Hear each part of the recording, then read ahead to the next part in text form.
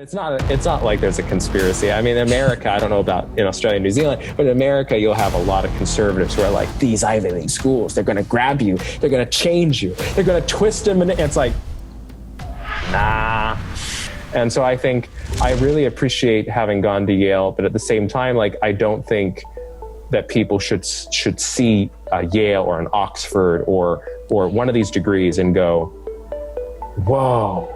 Like, this is actually so much better than the other person who has a degree from another institution. Like, maybe, but also maybe they were the crappy student at Oxford who got in and scraped by and wasn't really good. And that other student from the no-name university actually has published and has articles and is really brilliant. And, you know, so it's like sometimes so much that comes with these kinds of schools is like this glamour and glitz, this mirage of, you know, look, I have the name. So suddenly, like, I get so many people who are just like, they like me just because they suddenly hear that, like, I went to Yale. Like, a lot of atheists too are like, oh my goodness, he went to Yale, so he's some Christian I can actually listen to.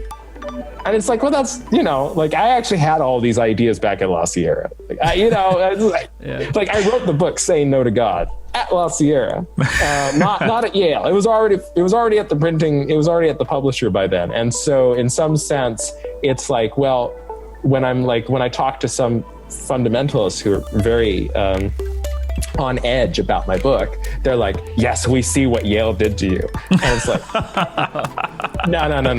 That's something else I learned while at these schools is that, you know, people think that these schools turn out certain kinds of students. And what I think I learned at Yale is no, certain kinds of students apply to these schools. You know, it's not that they're indoctrinating these students to believe a certain way. It's that the students who are already in a certain mode of thinking are drawn to schools that represent that kind of thinking. And so it's an ecosystem that keeps pumping out the same kinds of students. But it's not like there's a conspiracy. I mean, in America, I don't know about in Australia and New Zealand, but in America, you'll have a lot of conservatives who are like, these Ivy League schools, they're going to grab you, they're going to change you, they're going to twist them, and it's like, nah. And there are lots of conservatives at Yale too. Yale was very conservative friendly. They like to bring a lot of people from an evangelical background.